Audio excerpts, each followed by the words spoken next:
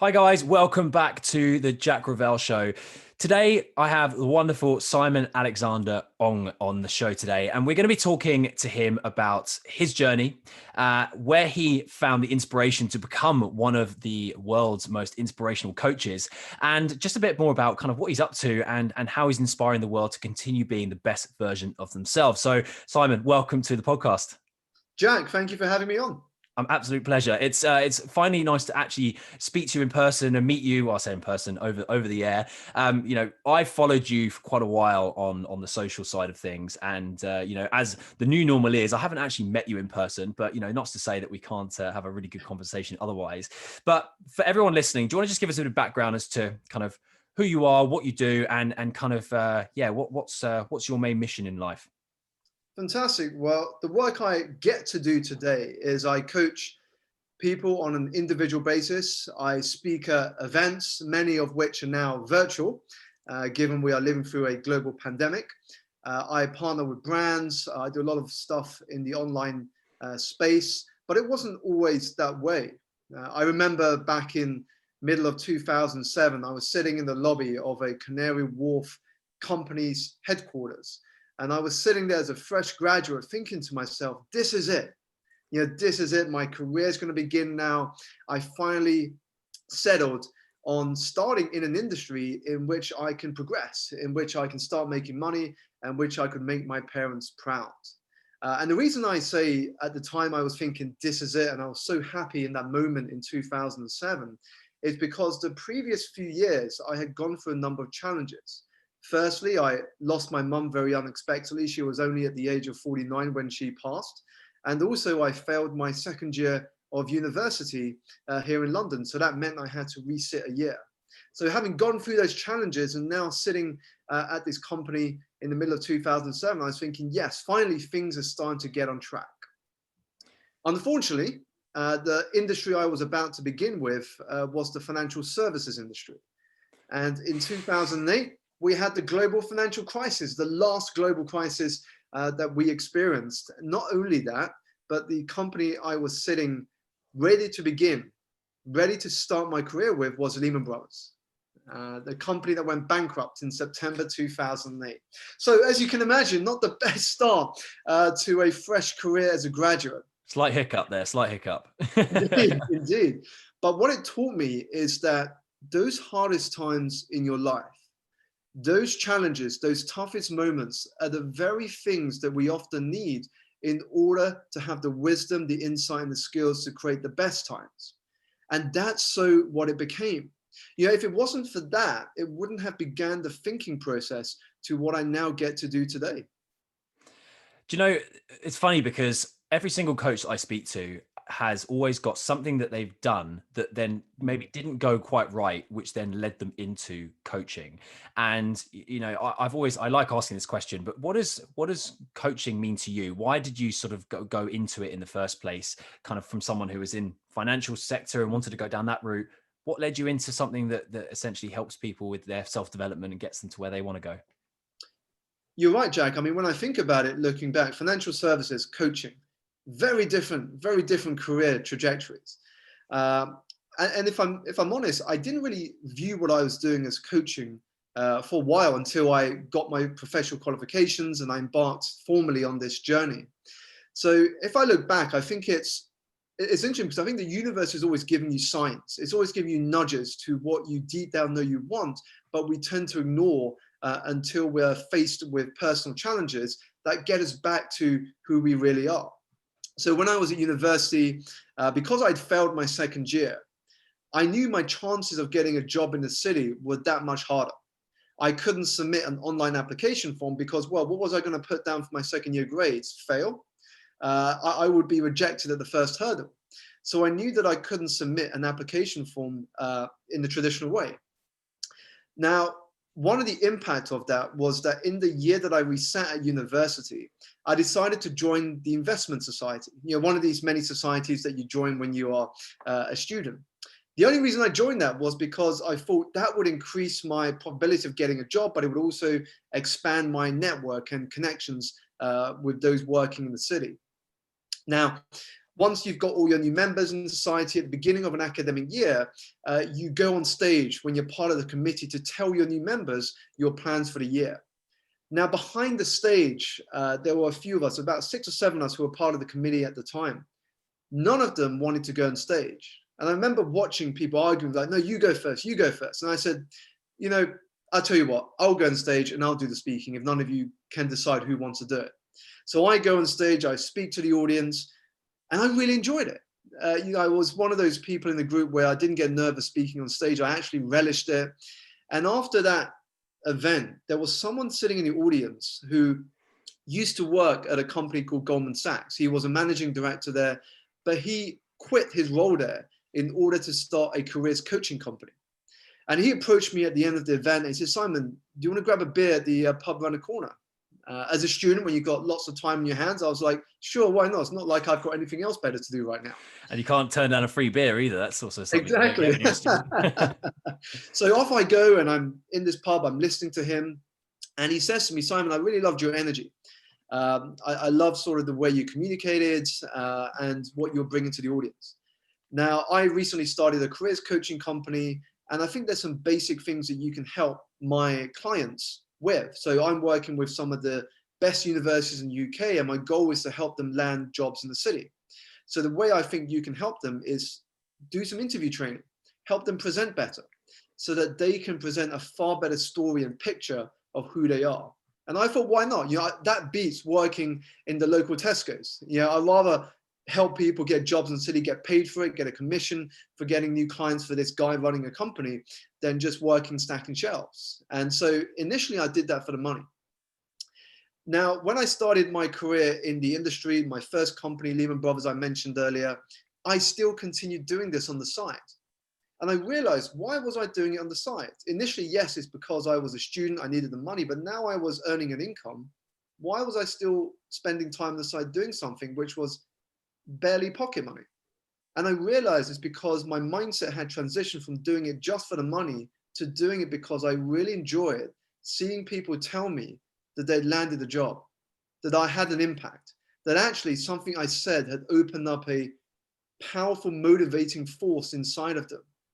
And so when I was out of a job for 10 months, because the industry was very volatile post 2008, I had this rare opportunity to think about what I really wanted to do for the first time in my life. Now, I say for the first time in my life because when I grew up in a very traditional Asian family, definition of success had always been being a banker, doctor, a lawyer, or an accountant. So that wasn't really what I wanted to, but it was what I internalized at the time about what success meant. So when I had this chance to reflect on what success actually meant for me, that's when I started reflecting on this coaching side. Again, not really knowing it was coaching because I just felt like, well, this was fairly easy for me to tell people how to present better and how to interview better. And that started my curiosity into thinking, can I actually earn an income from this? And so I saw an advert, I remember back in 2011, 2012, for an institution who were looking to invite people to qualify as coaches, learn more about coaching. And I went along for that. It was a 2-day weekend. And that was the beginning of an exciting adventure to what has led to today. I love that story. It's what sort of thing you hear on a TED stage, where people come along and they tell this great story of how they're about to go into this great career, and then suddenly the world flips upside down. And I'm sure there's going to be plenty of those stories coming out of this year, particularly. But then you've seen essentially the positives in what you had as a skill set kind of deep down that you just almost needed unlocking yourself. And this chap that saw you in the audience and invited you for that beer, I'm sure saw something in you that you didn't even see in yourself at the time. So, let's fast forward now to kind of where you are today. And you've qualified as a coach. You are one of the world's best coaches. You inspire people. I've seen so many things on YouTube and the social media and the people that you help and unlock their potential. It's just incredible. So before we touch on who you help, like what inspires you? Why do you keep doing this? What is it about this particular line of work that makes you get up every day and go, yeah, this is how I'm going to go forward? For me, I think it's the tangible impact you can have. When I was sitting behind a computer in a cubicle in one of these big skyscrapers, everything's just numbers and abstractions in front of your screens that you can't physically or emotionally feel the impact that you are having. Whereas with the work I get to do today, whether it's through a video I've published, whether it's through something I've written on social media, whether it's through working one-on-one with a client, whether it's through speaking to an audience, I can feel that impact. And there's knowledge and power in knowing that you are having some sort of meaningful impact. It's the same feeling you get when someone passes you in the street, they drop their wallet and you pick up the wallet and you give it back to them and they express gratitude to you for that. Now, no one's giving you money for that, but you just have this feeling of being a meaningful person, having done a meaningful bit of action. And that's the feeling I started to get. And I realized that, wow, there's a lot of value that I can bring through the work I now get to do.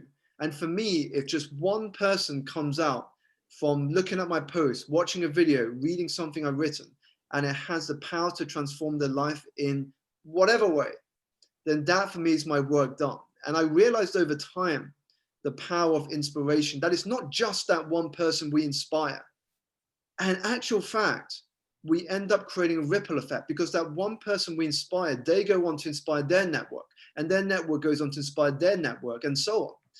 And so we underestimate the power of inspiration, the power of change, and that it can ripple through, and we have no way of measuring it, but we can be proud in knowing that the impact we have will live long before that first interaction we just had. So inspiration as a word, what does it mean to you? To me, inspiration is that catalyst to taking action. You know, when you are inspired, you suddenly feel you can take on the world, you can take on whatever challenges the day throws at you, you can overcome any obstacles no matter the size. However, when you're not inspired, you easily collapse. You easily become a victim to circumstance. You easily complain about the world around you. Inspiration for me is what moves you from interest to commitment. It will move you from indecision to decision. It's what moves you from inaction to action. And that's why when you look around the world, the most successful people, the people that are known in the industry they are in, it's because they are inspired by what they do every day. They are energized by what they do every day. Those who don't achieve much, well, typically they're very uninspired. They feel exhausted. They feel tired. They feel lost. And now what I realized in my own personal journey is we can often feel lost, exhausted, and tired, not because we're doing too much. You know, we're in an age where all of us are doing too much. We got everything at our fingertips. We're watching videos. We're scrolling through social media. Everything is available. But that's not what causes us to be uninspired. It's the fact that we're doing too little of what really inspires us, what makes us feel alive, and what gets us up in the morning. If you're doing the things that inspire you, you're naturally going to feel energized. When you're energized, you do the things you want to do. When you do the things you want to do, you get even more inspired. It becomes a self-fulfilling prophecy in a circular motion that increases you to high and high levels. So where do you find it? Because I'm listening to this and I'm nodding my head. For those watching the video, you will see me nodding like one of those dogs on the back of a parcel shelf, because I completely agree with everything you're saying. However, there may be some people listening that are like, yes, I would love to feel like that, but I'm just not inspired. What do you say to people like that? Well, firstly, I think inspiration starts from feeling content and happy. Now, if you're feeling sad, if you're feeling down, you're feeling depressed, then whatever strategy or hack or tactic you use, it's going to be very difficult to feel inspired because you're always going to be critical. You're always going to be, you're going to always have a negative attitude or response to whatever someone may recommend to you. Someone may recommend the best strategy to you to feeling inspired, but if you are someone who's negative, it doesn't matter because you're not going to try it, action it, or even believe it can work for you. So for me, it always begins with understanding where you are emotionally. What I do as a daily practice, and I recommend those listening to practice this, is the act of expressing and feeling gratitude. Because ultimately, happiness begins with gratitude. There was a great experiment done on YouTube a number of years ago by a channel called Soul Pancake. And it was based on an experiment done by Martin Seligman. What they did is they brought this group of people into a room. They measured their emotional feeling at the beginning of this experiment on a scale of, not feeling happy to feeling very happy. And then what they did is they conducted this experiment and then measured their level of emotion afterwards as well. What the experiment comprised of were 3 actions. The first is they had to think of someone that they could be very grateful for, someone who has had an impact on your life, however small, but comes to your mind right now. The second is they had to write down, again, in as much detail, but it didn't have to be long, just as long as it was in as much detail as possible, on why they chose that person. So it could be a loved one, it could be a partner, it could be a close friend. Whoever you chose, write down why you chose that person. Get as specific as you can.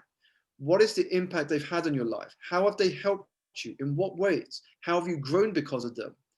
And then the third action, which for me was the game changer, is they had to pick up the phone, call that person, and tell them live what they wrote down. Can you imagine the emotions that were going through their mind, their body at the time of doing this? And then after they finished, their emotional feeling was measured. What was surprising was the person that came into this experiment the most depressed, the least happiest, ended up having the greatest jump forward to feeling happier. That is the power of gratitude.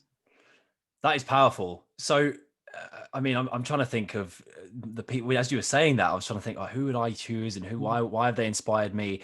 But you're absolutely right. It kind of comes down to that feeling of just expressing what other people have done for you, and also, you know, what you are really grateful for. I think especially in the Western world, we are very much we take for granted a lot of the stuff that we have on a day-to-day basis, and the world that we live in is it's very much, you know, instant gratification, and we can get anything anytime whenever we want. So it's very hard to sometimes separate ourselves from that and think, right, what am I actually grateful for? Am I grateful for the fact that I can just go outside freely, or, you know, I can call my friend on a mobile phone, or whatever it might be? But once somebody understands gratitude and understands that they can unlock that, what does that then give them? What does that allow them to be able to do with their lives? For me, it's the fact that it opens the pathway to abundance. You know, when you move from always complaining about where you are in life to being grateful for what you have, suddenly it opens, for me, the pathway to abundance. You know, Pam Grout said it best, I think. She quoted this. She said that gratitude is the gateway drug to abundance. I guess one way of putting it is, one of the things that we forget easily is that life is very short, and that the fact that you are alive right now is an absolute miracle. You know, I listened to a TED talk by a woman called Mel Robbins, and in this TED talk, she said that the odds of you being born, based on what scientists have looked into, has been put at over 1 in 400 trillion. 1 in over 400 trillion. Now, that is a mind-boggling number, but let's just try and break that down very simply to see how they may have arrived even close to this number. And for me, my gut tells me it's probably bigger than 1 in 400 trillion. When you think about these factors, the odds of your parents being born, the odds of your parents meeting, the odds of your parents deciding to have children, the odds of your parents being able to have children, the odds of your grandparents and your great-grandparents and your great-great-grandparents surviving 2 world wars. The fact that your lineage in your line of human history has remained totally unbroken to the day that you were born. Now think of the odds of all of that happening, and the fact that you are the link in your family's chain, and you're still part of that today. Too many of us wish that we win one day the jackpot of our national lottery. But what we forget is that you have already won the greatest lottery there is going, the lottery of life. The question is, what are you going to do with that winning ticket?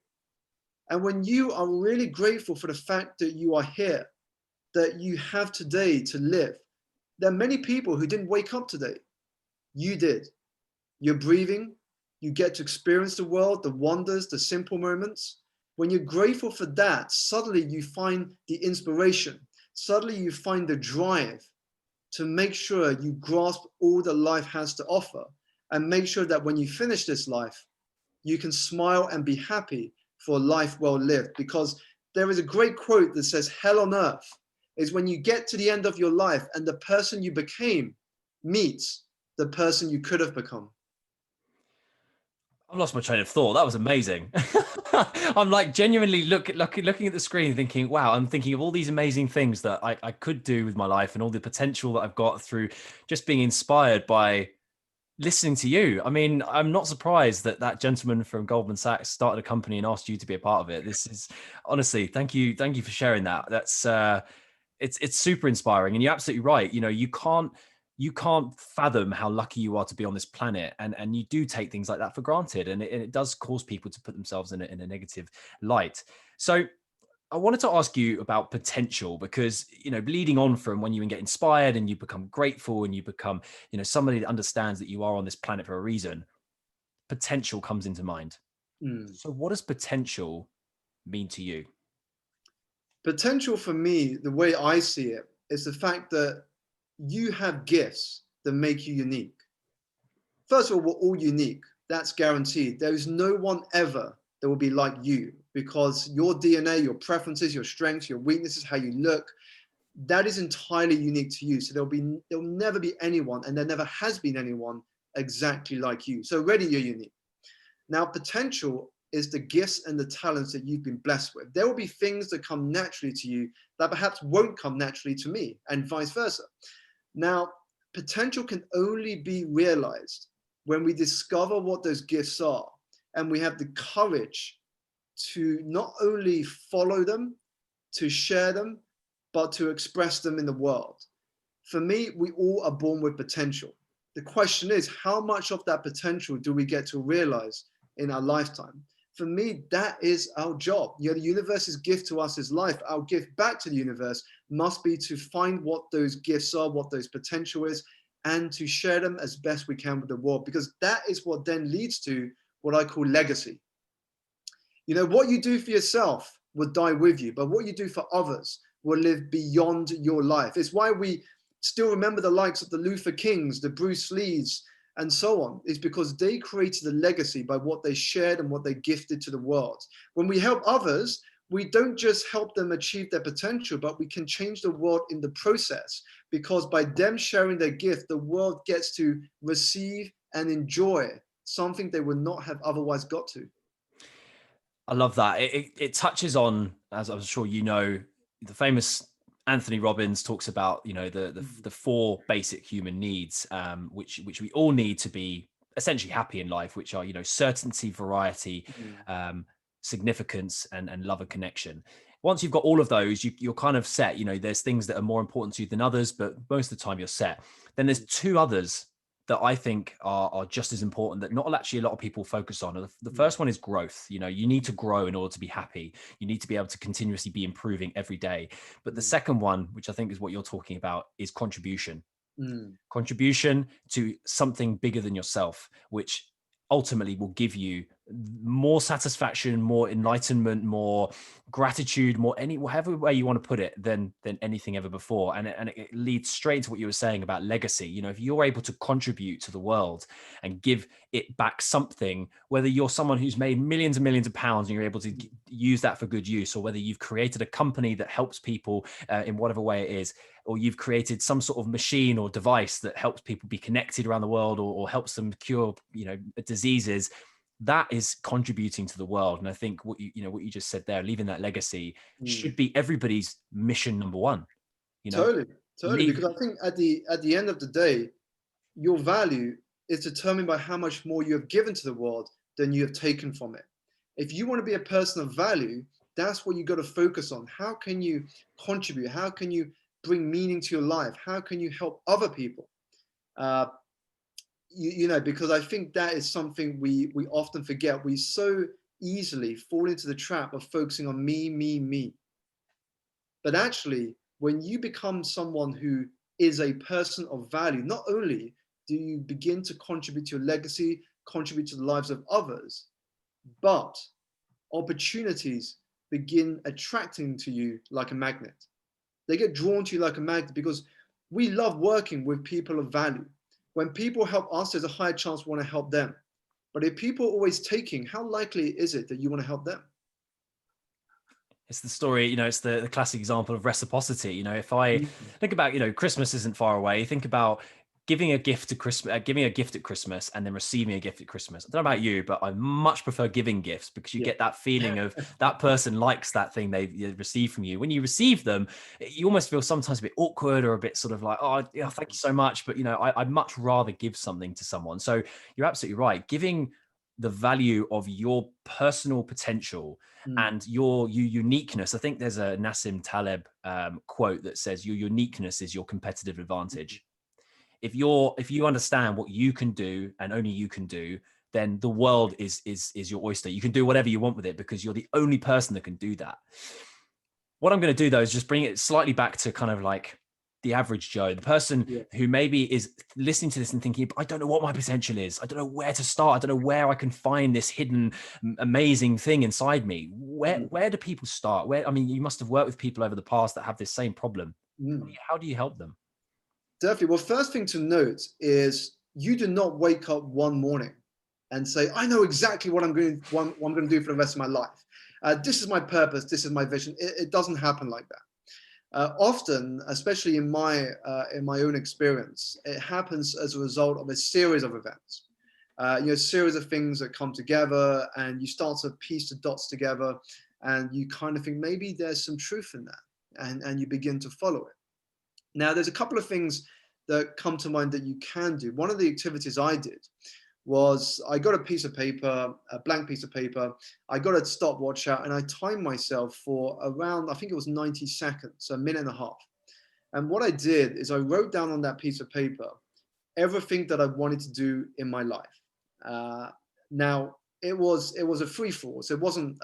It was assuming there were no obstacles. So if money wasn't an issue, if time wasn't an issue, if I had all the resources, if I couldn't fail, what were all the things I wanted to do? And the reason it was 90 seconds is because otherwise I would overthink. I would think, well, do I really want that? Is that really what I want? And I wouldn't write it down. But when it's 90 seconds, it becomes a pure brain dump.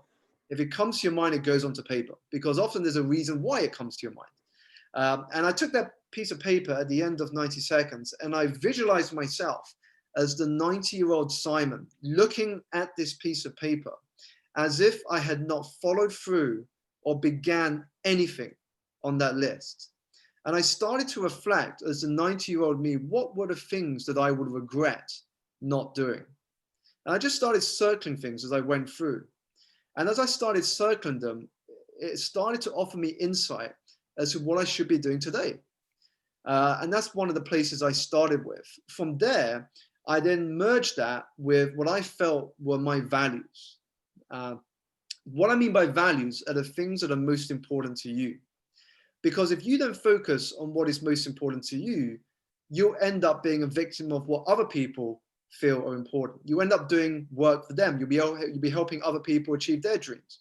So once you understand what your values are, what's most important to you, and the things you would regret if you didn't start, that gives you a good starting ground.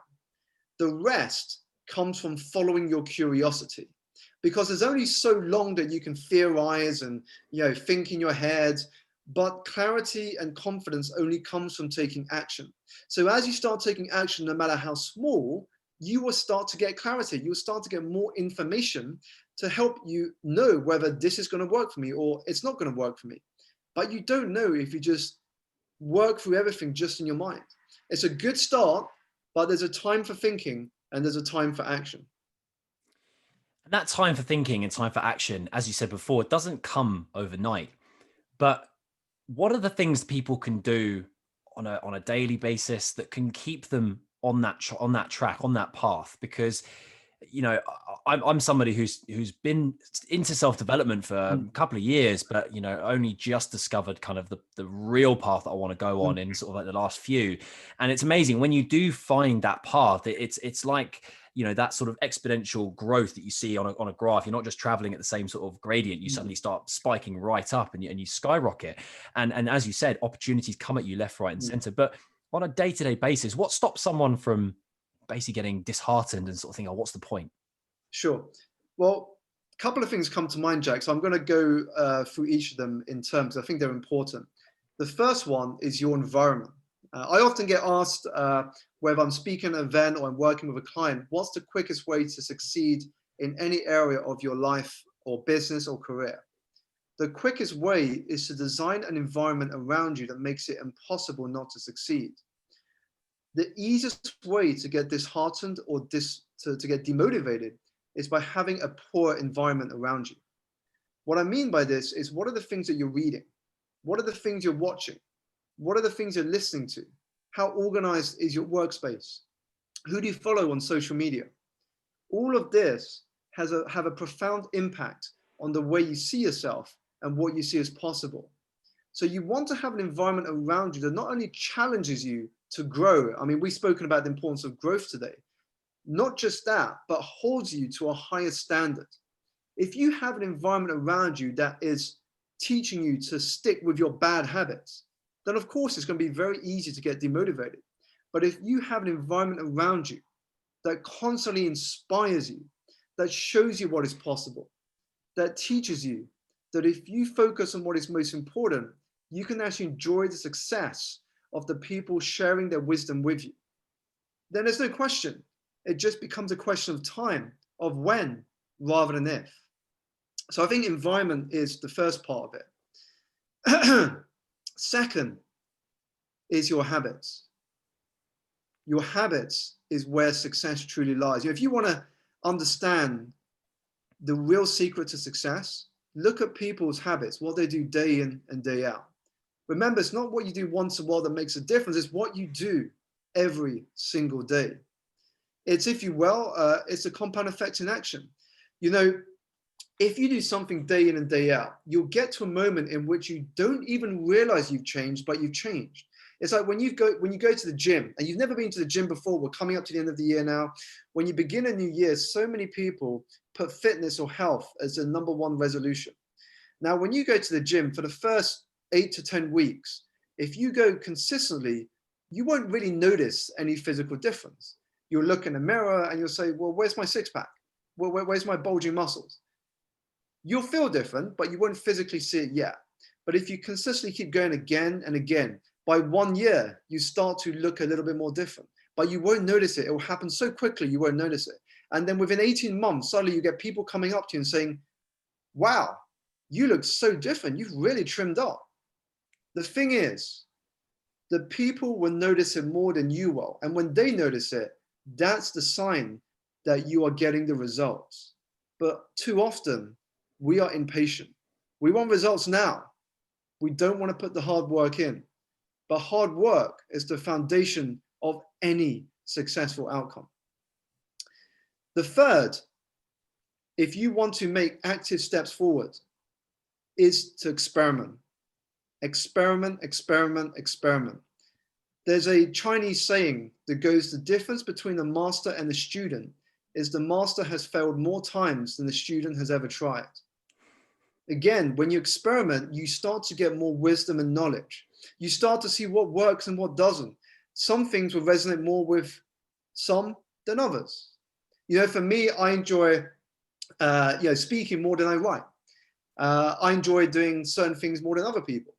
But that is what gives us a unique difference. That's what gives us a perspective that differentiates us. You know, within every industry, there will be very similar things said.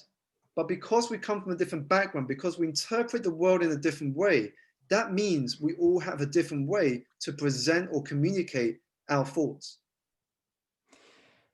It makes so much sense when you say it the way you say it, because as you know, I've read 40 books probably in the last year or so on exactly this topic: self-development, pushing yourself every day, creating a great environment, having good habits, you know, all the stuff you just mentioned. But yet it's still hard to see yourself developing every single day, because as you said, it's like you look in the mirror every day and you just see the same person, but you don't see what's going on almost behind the scenes. You know, it's like the back end of the computer, so to speak, until you get those people that come up to you and say, well done on that thing you just did, or you're looking really good, or oh, congratulations on that marathon you just ran, or whatever it might be. So yeah, I completely understand with you the almost the 1% better every day. I think it was a James Clear kind of analogy on that one. But one thing it kind of makes me think about is how you show up in the world, right? And as you said earlier about kind of instant gratification, and we're not patient enough in life. and especially now that the world is going very much more virtual, Mm. how do you think people need to start showing up on a day-to-day basis if they want to improve their life and want to become the fullest potential that they could potentially come? Put simply, Jack, I think it's beginning each day with asking themselves this one question. How will I know that by the end of today, when I'm back lying in my bed, I have had a productive day? How will I know today will have been a productive day? The thing is, we move day to day, we live through each day with no plan, with no focus, with no intention, that by the time the year finishes, we've wasted that time. And we look back and think, wow, how did time move so fast? Time moves so fast because it got lost. We waste time. Mm, Time is what we want most, but we use the worst. yeah. So unless you are planning, unless you are living each day with intention, without a doubt, your time will get lost in this vacuum of time, if you want, this sort of vacuum of, wow, I've lost so much time, and before I know it, I don't know, middle aged, I'm old already. The fact is, you got to live each day with intention. So begin each day with knowing how today will be productive. That will mean you can focus on what is most important rather than get consumed and distracted by those things that are unimportant. To quote Stephen Covey, start with the end in mind. Indeed, indeed. Absolutely. Yeah, I love that whole thing about the time thing. For me, time is the most valuable commodity that we will Mm, ever own, like ever. And the great, the great thing about it is that it's constant for you, for me, for Bill Gates, for Beyonce, everybody. So everybody gets the same amount of time in the day and potentially in life. It's just how we use it that's different. And an analogy that I'm going to steal, but I'm going to share with you is one of thinking of time like money, because mm, people look at money and they have the tangible, notes in their hand and they can see it and they're like, right, well, that costs that costs that. What if you thought about time as spending money instead of spending mm, time? So next time you're thinking, oh, I'm going to spend an hour of my time doing that particular task. mm, Imagine the hour is actually costing you £100. Would you say that the value of what you're spending that hour on is worth £100? And if it's not, then maybe you've got to think about whether it's worth spending your time on that particular task. mm, And this analogy has always stayed with me because it's so easy to say yes to everything. mm, So easy. And it's great to say yes to things that mean things to you and that align with your values. But then every now and again, there'll be things that maybe you say yes to because you feel like you should, or maybe because you haven't thought about what actually is entailing in terms of commitment from you, and actually ends up taking more away from you than it gives you back. And you end up living a life of kind of stressed out and burnt out and not giving enough time to yourself and the value you can give to the world, rather it being taken away from you and giving your time to things that don't necessarily matter. So if for example, someone was listening and thinking, yeah, I'm one of those people, I give way too much time to other people, or I spend all my time doing things I don't enjoy, what would you say to someone like that? Have boundaries. Have Yes. boundaries. Keep this in mind. Without boundaries, you will never experience true freedom. Yeah, we talk about analogies. You shared a great one just now, Jack, about time and the analogy with money. Now, when we think about boundaries, reflect on the last flight that you took. When you take a flight, at the beginning of the flight, there is a safety demonstration. And during that safety demonstration, they say to you, when the oxygen masks come down, tend to yourself first before tending to others. The reason is that without your own oxygen mask on first, there is only so many people you can help before your own oxygen runs out. But once you've got your oxygen mask on, you can help as many people as you want. And it's the same with this. You have to know what your boundaries are so that things become either a hell yes or a hell no. Because every time you say yes to something, be cognizant, you are also saying no to something else. Are you saying yes to the right things and no to the right things? That is a question for you. Because if you're saying yes to the distractions, if you're saying yes to the things that are good to do, but are not really the most important things, then you're saying no to the very things that can help you realize your vision quicker. I love that. The quote, or the author that comes to mind is Greg McKeown, who wrote Mm, the book Essentialism. Now, if Greg, you're listening, I would love to get you on the show, because I would love to absolutely dissect your book to the nth degree, because I love it. It is one of the best books I've read this year. It talks exactly that. You know, we only have 100% energy to give to any one day. Right, you wake up in the morning. If you've had the best night's sleep and the best, comfiest bed you've ever slept in, you've got 100% energy to give.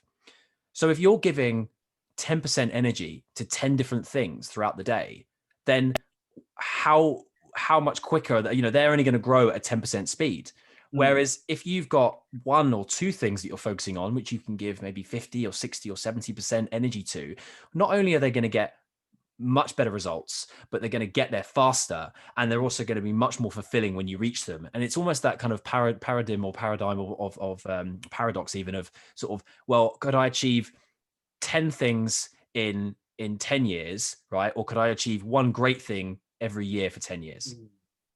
And, you know, I know which one I'd choose, because it allows you to be able to just really focus and almost double down and kind of immerse yourself in a space where you're like, right, I'm just going to be really, really good at what I do right now, see where it goes, see what opportunities it brings that environment we were talking about earlier into the fold, and allows you to just immerse yourself in the right people as well as also the right things in life. It's fascinating listening to you, Simon, because, as I said before, you've got such a great way of explaining such simple concepts that I'm sure most people already know. It's just how to compute them and put them out into the world. So I'd like to ask you, who inspires you? Who keeps you right now today doing what you do, and keeping you kind of on top of your game, and saying the things you say? Sure. So before I get straight into that, I think in terms of who inspires me, it's so many things, and I couldn't pinpoint to one. There's a reason, because the way I enjoy inspiration is something I'm going to recommend to the listeners, which is to treat anything that inspires you, whether it's books, whether it's a TED talk, whether it's a conversation, This podcast. whether it's a podcast, is to treat it like a buffet table. Not everything is going to resonate from one individual. However, what you want to do is pick a mix and take what connects and resonates with you to design your own philosophy. That is the goal out of all of this. Because just like when you have a buffet with friends, you will never come back from the buffet table with exactly the same looking plate, with exactly the same sizes of portions. It is the same thing with your own life philosophy. Your life philosophy will be different, because hearing, even if it's from the same sources, you will interpret and take away different messages. And so for me, inspirations come from everywhere, from something as simple as a conversation with a stranger by chance in the city I'm in, London here, or while I'm traveling, to hearing in person someone that I've been inspired by or aspired to be like in my career. But if I had to pinpoint just one person, I would have to say it's my wife. You know, she's been with me throughout this entire journey. She's been with me since I started as a graduate in the financial industry. She's been with me for the ups and downs. She's seen my transformation, and I think having her each day, being one of the very few people that knows what's going through my mind, the challenges, the self-doubts, the fears, and to always keep me focused on what she believes and what she knows deep down I know, but sometimes can forget, I think has been so important. Ryan Holiday, actually, I think in an article he wrote a number of years ago, said finding the right life partner can be one of life's greatest hacks. That is a hack and a half. That's a good one. It's a little bit better than just, oh, have you heard about this new Chrome extension called Toby that kind of saves all your tabs? Yeah, that's a good hack. I'm going to remember that one. Yeah, look, I agree with you. I think, you know, philosophies are made to be remodeled and respoken in the way that you see it. And as we were saying before we started the show, that, you know, we read books about, you know, all sorts of different things, and especially in this sort of self-help coaching kind of space, a lot of them say the same thing, but they say it in the way that means something to them. Mm, You know, Simon Sinek's a great example. You know, his book Start With Why. It's not reinventing that. You know, he hasn't reinvented something new. He's just reinvented the wheel, and he's just done it in a way that makes people stand up and go, "Oh, you're actually right. It's not what they do or how they do it. it's why they're doing it that people buy Mhm. into it. And it's super, super powerful when you find a philosophy or find a sort of a metaphor almost sometimes that makes sense to you, and you can then explore that and express that in your own way. So yeah, I absolutely love that. When it comes to beliefs, and we talked about values before, but the Mhm. beliefs that you have in yourself, you mentioned your wife is one of your biggest inspirations. Do you find that you need people like that in your life around you to keep you believing that you are doing the right thing in life, you are on the right track? Mhm. Definitely. Something I mentioned earlier is about environment. We have to have the right environment around us. One of the quickest ways to succeed in life is to have an environment that makes it impossible not to succeed. But what that also tells you, linked to belief, is that you never get to the top alone. At the end of the day, no matter how successful someone is, no matter where they are in life, no matter what titles they hold, the simple fact is that we are all human. We are one and the same. And that means we all have doubts. We all have fears. We all have challenges that we're going through, whether people on the outside realize it or not. Uh, so we always need people around us that will support us, that will encourage us, and that will help remind us of who we truly are. If we take that analogy to the world of business, it is why the greatest companies are those who have managers who are able to create a culture in which employees feel trusted, supported, and appreciated. Because when you have that sort of culture, anyone from the most junior to the most senior are inspired to demonstrate leadership qualities in everything that they do. But when you have a toxic culture, well, it's far harder to create a successful company when you have a toxic culture. And so that's why having the people around you, it's like playing football. If you go into a football match with just yourself against 11 players on the opposition, you're going to lose. But when you've got 10 other players around you that you trust, that have your back, that will support you in whatever challenges you're going to face in the next 90 minutes, you feel that much more confident to take on the opposition. I love that. Love that analogy. And it makes so much sense, because you're absolutely right. It kind of, the quote that comes to mind is that if you want to go fast, go alone, but if you want to go Mm. far, go with others. And that, yeah, totally makes sense. One thing I did want to ask you, which is I found on the wonderful world of the internet, is your relationship with close up magic. Mm. I read that you once managed to stop a very young child crying on a 13-hour flight with one magic trick. I'm intrigued. Indeed. What was the magic trick? So the close-up magic trick was just showing. So we were sitting in the middle aisle of economy class on the way back from Singapore, and there was a family in front of us, and there was this little child looking through the gap in the chairs there, and this child was crying, and I went to my brother, because my brother was sitting next to me at the time. I said, "Can I just borrow your pack of cards?" So I took out a deck of cards. I took out cards, and I showed the child.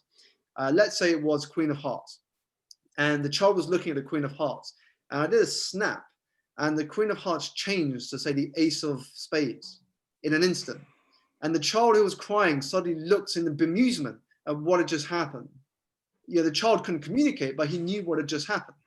And so for me, it's fascinating. And when I was a teenager, I watched these shows by, there's a magician called Paul Zenon, there's a magician, David Blaine, and this was at the time before DVD players. And I would record these shows on VHS, and I would rewind them again and again, so much that I had those gray black lines going through the TV screen when you've used a VHS so many times. And I would try and understand how they did the magic trick. And I really liked that activity. And what it taught me later was trying to codify success. How could I codify how people were doing things, how businesses were successful? Maybe it stemmed from simply that, wanting to codify how people did magic. And I was able to blend that into talks I did early on. It was a great tool to use to show people what can happen when you present them a close-up magic, to almost take them away from the reality for a second. I love that. It's such a great story that again just relates straight back to what you do and how your passion lies in how you help people, and it Mm. just proves the point that the world sometimes is very much blinkered in our eyes, in our minds. We walk through in this very very narrow view of what we think the Mm, world is. And until you speak with someone like yourself, you don't understand what the world could be and the mm, potential you could unlock, and the inspiration that you could be having on other people. And mm. I think it's safe to say that, throughout this entire, almost hour we've been on the show, I've been inspired by you, and I'm sure everyone listening has been inspired by you. So I just want to say, first of all, thank you for that. That's My been, pleasure, Jack. And I think the message from just now really is trust your curiosity. When I speak to a lot of people, and as you say, when you read self-help, personal development books, a lot of people say the same things. And so what I help to educate people on is follow your curiosities. We all have different curiosities, because if you read what everyone is reading, you'll think like everyone is thinking. So if you start reading what people aren't reading, if you start following things that people aren't following, then you will start to have a different view on the same exact concepts. Another great example that comes to mind is Steve Jobs, who his curiosity in college was calligraphy. Now, it wasn't something you would think of first to your mind, that, wow, I'm going to university, I'm interested in calligraphy. He was, and he followed that curiosity. And he said if it wasn't for following that curiosity, he wouldn't have had the understanding of the simplicity of design when it came to creating Apple products. And Apple being known for their simplicity and minimalism of design, it was because of his interest in calligraphy. Uh, so we all have different curiosities. If you trust and follow them, it might not be the thing you do long term as a job or career, but it might be the very thing that differentiates you when you do what other people are doing. That's it. It's exploring your inner curiosity that will Mm, lead you to not just meet the right people, but also be involved in the right circles, and also, create that environment you were talking about that allows you just to be yourself. Because if you can't be your true self mm, in a space that you enjoy, then you're doing yourself a disservice. I mm, totally believe that. I think I read that you're also into your fitness and your health and that sort of stuff. I'm the same. And for a long time, I thought, oh, maybe I have to go to the gym, or maybe I have to go and do this sport, or maybe I have to play rugby because that's kind of what everyone else is doing. But actually, I'm quite internal. I'm quite sort of intrinsic when it comes to sport. I like running on my own. I like swimming. I like doing things where I'm kind of focused and kind of just doing my own thing. And if I hadn't got into that, I wouldn't have met some of the most amazing people I've got in my life who have helped me with running competitions and running races and kind of getting to that stage of my life. So yeah, I definitely think there was a lot to be said for, following what you believe in, following what interests you, and just kind of looking around, seeing what's there, getting a feel for the space. And if you don't like it, you can always just turn around and walk out the door. Definitely, Jack. And I think you touched on an important concept of living a life true to yourself. You may have come across the work of Bronnie Ware, a nurse in Australia who worked in the palliative care ward of hospital. And she compiled a blog which got turned into a book about the top 10 regrets of the dying. And number one on that list, the regret right at the top was, I wish I lived a life more true to myself than a life for others. Powerful, so powerful. And that's from, as you said, a nurse in somewhere in Australia, and she's just, keeping notes of these Mm, people that are just normal humans. It's not like they were multi-billionaires and, mm. people changing the world. They were just normal people. And if that's what they're feeling, then, I think that speaks for everyone else in the rest of the world. Simon, before we go, I would like to just touch on a potential your book that's coming out hopefully in the next sort of year or so. Do you want to just tell us a little bit about that? Yeah, sure. So, like with a lot of things I do, there's many things I've got on my list of things I would like to do. And writing a book, if I'm honest, wasn't on the top priority list until sort of Q4 2019. I got approached by a publisher, and the publisher was interested to explore doing a book together. However, when I got approached by the publisher, it started to get me thinking. Is now the right time to write a book? Is it something I should start pursuing now? And because I got approached by the publisher, I was thinking to myself, well, if I'm going to write it, why don't I do it properly? And I decided, well, it's nice to get that approach, but what if I could do it with the biggest publisher in the world? And the biggest publisher in the world, there were two that came to mind, HarperCollins and Penguin Random House. Penguin being the publishing company that have done the books like by Simon Sinek, Seth Godin, Marie Forleo, and so on. And so I decided to approach them. I knew that what can I lose? Worse, it'll be a no. And because I did it in a way that they were able to research me, they could see my videos, they could see me speak. Uh, I thought I had a good chance, but you never know.